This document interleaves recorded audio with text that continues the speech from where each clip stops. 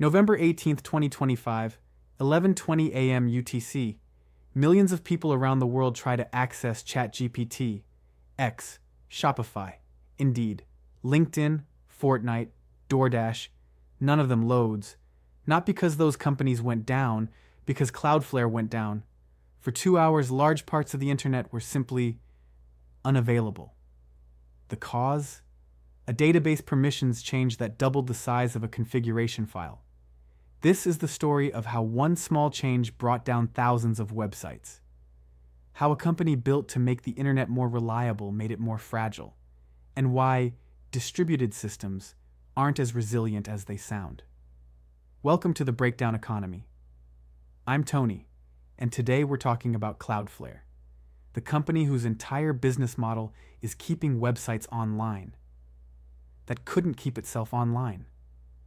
Cloudflare provides content delivery network services, DDoS protection, internet security, and distributed DNS services. Their pitch? Make the internet faster, safer, and more reliable. They sit between websites and users, caching content, blocking attacks, and routing traffic efficiently. Millions of websites use Cloudflare. And here's the key thing. Cloudflare is infrastructure for infrastructure.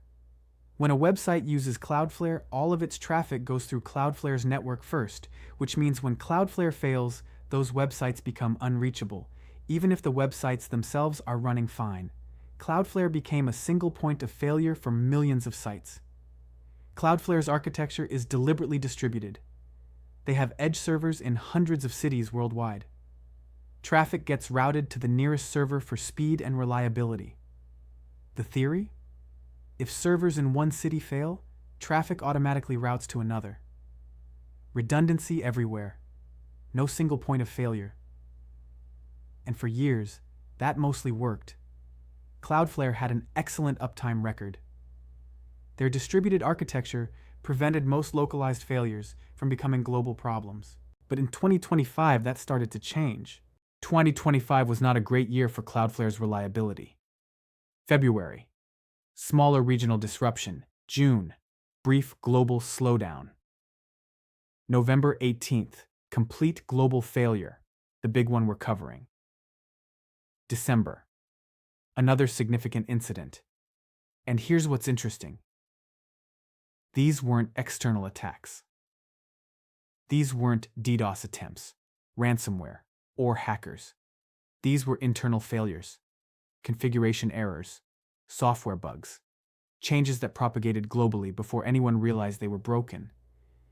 The very distribution that was supposed to make Cloudflare resilient, it meant that when something did break, it broke everywhere, all at once. By November 2025, Cloudflare was protecting and accelerating traffic for millions of websites, including some of the biggest names on the internet. ChatGPT, Discord, Shopify, Coinbase, Canva, Medium, and thousands of smaller businesses whose entire online presence depended on Cloudflare staying online. When you're the internet's infrastructure, you don't get to have bad days.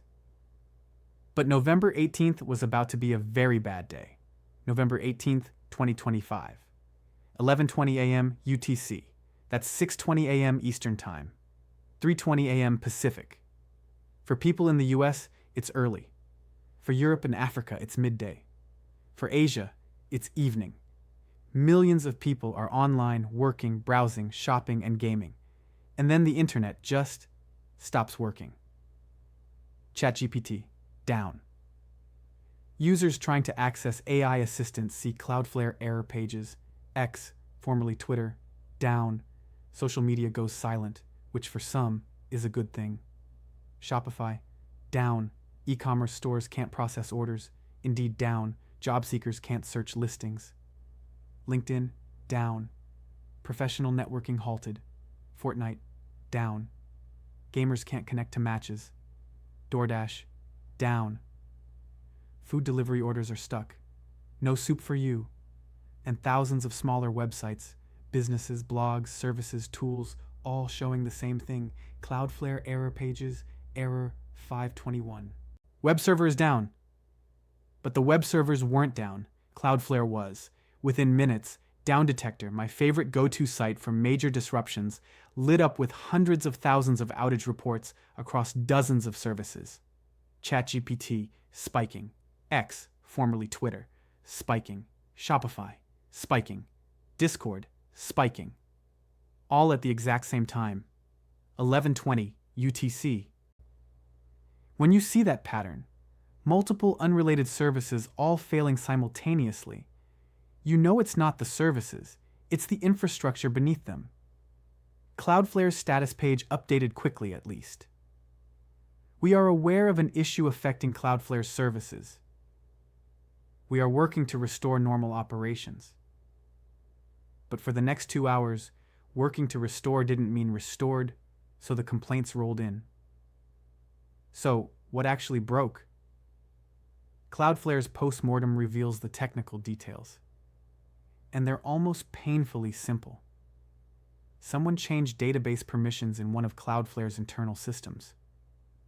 That's it. A database permissions change. The kind of thing that happens hundreds of times a day in big tech companies. But this particular change caused the database to output multiple duplicate entries into something called a feature file used by Cloudflare's bot management system.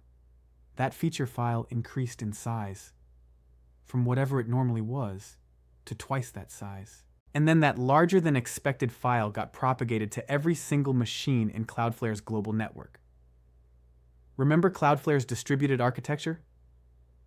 Hundreds of edge locations worldwide? All of them received the oversized configuration file. All of them tried to load it. The software that routes traffic across Cloudflare's network reads this feature file to keep the bot management system updated. But this file was too large. It overwhelmed the systems trying to process it. And because the file went to every edge location globally, they all failed at approximately the same time. That distributed architecture that was supposed to provide redundancy, it became a mechanism for distributing failure. One bad configuration file, replicated globally, bringing down the entire network simultaneously. We have to give credit when credit is due, because Cloudflare's engineering team jumped on the problem immediately. Within minutes, they identified the oversized feature file as the cause. 11:20 UTC, outage begins. 11:25 UTC, engineering team alerted. 11:35 UTC, root cause identified, oversized file. 11:40 UTC, fix deployed, correct file size. 11:45, 13:20 UTC, gradual recovery as correct file propagates. But here's the thing about distributed systems. They fail fast and recover slowly. The bad configuration propagated globally in minutes. Every edge location got it quickly. The fix also had to propagate globally. But now you're dealing with systems that are crashed or degraded or in various states of failure. Some regions started recovering within 20-30 minutes. Others took the full 2 hours. And because Cloudflare's network is so deeply integrated into how the internet routes traffic, even after the fix was deployed, it took time for everything to stabilize. The impact of a 2-hour Cloudflare outage was massive, and it went way beyond people couldn't check Twitter for a couple of hours. Let's start with e-commerce. November 18th was just 10 days before Black Friday and Cyber Monday, the busiest online shopping period of the year. Shopify powers over 4 million online stores. During the outage, none of them could process orders. 2 hours of downtime during peak shopping season, orders abandoned, customers frustrated, revenue lost, and for small businesses that depend entirely on their online store, 2 hours might as well be 2 days. Then there's the workplace disruption. ChatGPT went down right in the middle of business hours for Europe and Africa.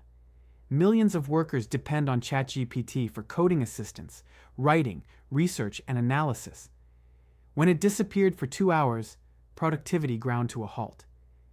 And here's what makes this particularly frustrating. ChatGPT's servers were fine. OpenAI's infrastructure was running normally.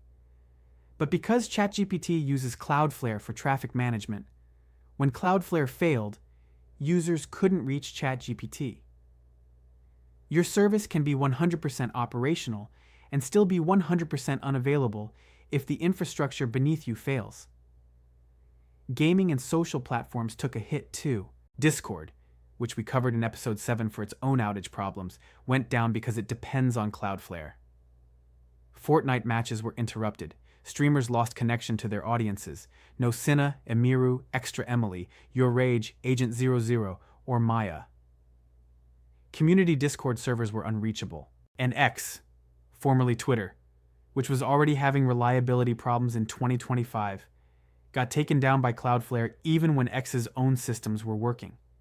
The internet has become a stack of dependencies. Services depend on platforms, which depend on infrastructure, which depends on cloud providers. When any layer fails, everything above it becomes unreachable. Cloudflare's response, to their credit, was swift and transparent.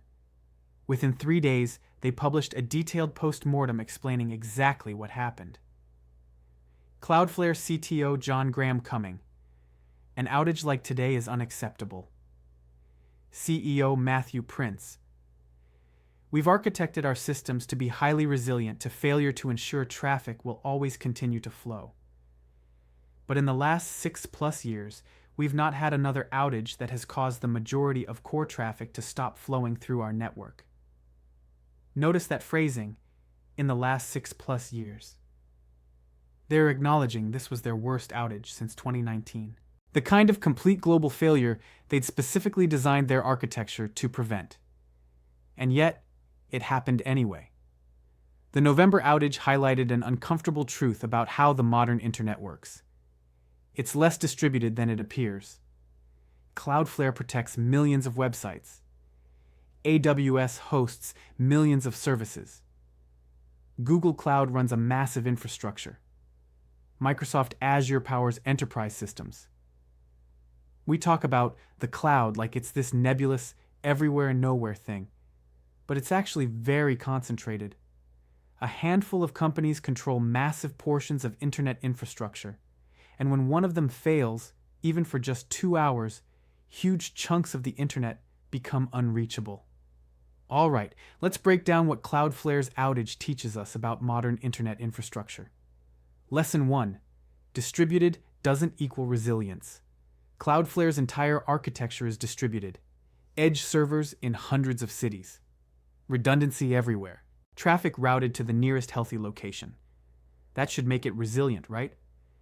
But distribution can actually amplify certain types of failures. When you distribute a bad configuration globally, you get a global failure. Every location receives the broken file. Every location crashes. Compare that to a centralized failure.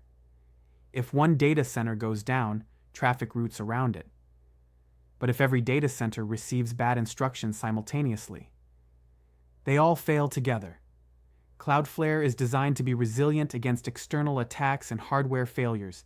They didn't adequately protect against the propagation of bad configurations globally. Lesson 2. Small changes can have internet-scale consequences. A database permissions change. That's what started this. Not a sophisticated attack, not a massive hardware failure. A routine configuration change that had an unexpected side effect. And because that change propagated through Cloudflare's automated systems before anyone noticed the problem, it reached every corner of their network within minutes. This is where change management becomes critical. In distributed systems at internet scale, you can't just make a quick change and see what happens. Every change needs testing. Every rollout needs staging. Every configuration needs validation before it goes global. Cloudflare has implemented changes since the outage to prevent this specific failure mode. Better validation of file sizes. Limits on feature file growth. Staged rollouts instead of instant global propagation. But here's the lesson for everyone else. One person making one change can take down the internet if the systems don't have adequate safeguards. Lesson 3. Infrastructure concentration creates systemic risk. Cloudflare protects millions of websites. That makes the internet more secure, harder for DDoS attacks to take sites offline. But it also creates concentration risk. When Cloudflare fails, millions of sites become unreachable simultaneously. even though those sites' own servers are running fine. The same pattern exists with cloud providers. AWS, Azure, Google Cloud. They host huge portions of the internet. When we centralize infrastructure, even in the name of efficiency and security, we create single points of failure at internet scale. Lesson 4. Reliability companies aren't immune to reliability failures. Cloudflare's entire value proposition is making the internet more reliable. That's literally their business. And yet they had multiple significant outages in 2025. This isn't about Cloudflare being bad at their job. They're actually very good at what they do. It's about the fact that no system is immune to failure. No matter how well architected, no matter how experienced the team is, no matter how much money you spend on redundancy, modern internet infrastructure is incredibly complex. Thousands of moving parts, millions of configuration settings, constant changes to handle evolving threats and traffic patterns. And in complex systems, failures are inevitable. The question isn't, how do we prevent all failures? That's impossible. The question is, how do we fail gracefully? How do we detect problems quickly? How do we recover without causing more damage? Cloudflare mostly got this right. They detected the issue quickly. They identified the root cause. They deployed a fix. They communicated transparently. They definitely know what they are doing. But the architectural decision to propagate configurations globally without adequate validation, that's what turned a minor error into an internet-scale outage. Here's the uncomfortable truth about the modern internet. It's more fragile than it looks. We've built amazing things. Global networks that deliver content in milliseconds. Security systems that block billions of attacks. Infrastructure that scales to handle massive traffic spikes. But we've also created massive concentrations of power and risk. A handful of companies, Cloudflare, AWS, Azure, Google Cloud, Fastly, Akamai, control huge portions of internet traffic. This brings benefits, economies of scale, sophisticated security, professional operations teams. But it also means that when one of these providers fails, the impact is enormous. 2025 saw significant outages from multiple major infrastructure providers. June, Google Cloud, 7+ hours. October, AWS, 15+ hours. November, Cloudflare, 2 hours, twice, yes, twice. Each one took down massive portions of the internet, even if just for hours. And the trend seems to be increasing, not decreasing.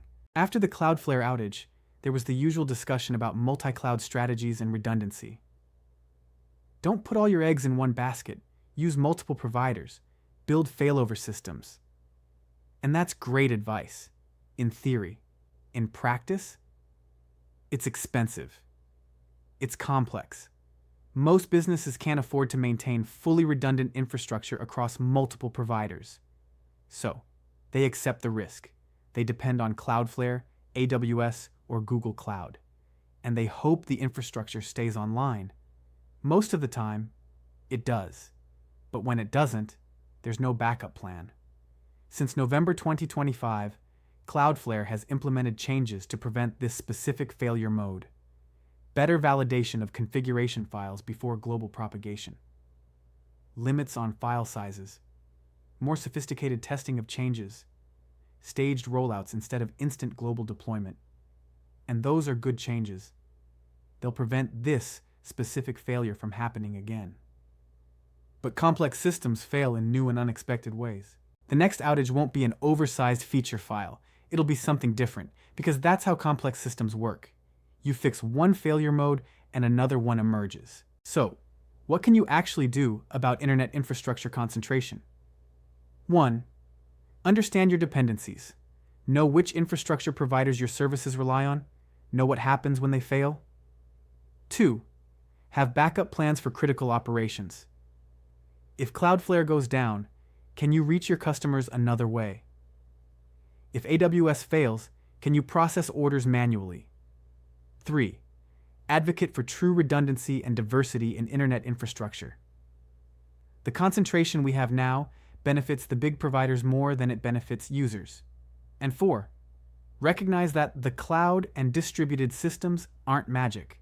Their infrastructure is built by humans, configured by humans, and subject to human error. The internet is resilient in many ways, but it's also more centralized and more fragile than most people realize. Cloudflare's November 2025 outage lasted 2 hours. In the grand scheme of internet history, that's brief. But those 2 hours revealed something important. Our globally distributed internet infrastructure can fail globally and simultaneously. One configuration file. 2 hours. Thousands of websites unreachable. That's it for this episode of The Breakdown Economy. If this made you think about the infrastructure the internet runs on and how concentrated it's become, hit that subscribe button. I'm Tony. Know your dependencies, plan for failures, and diversify your infrastructure. And remember, in the breakdown economy, distributed doesn't mean resilient. It just means when you break things, you break them everywhere at once.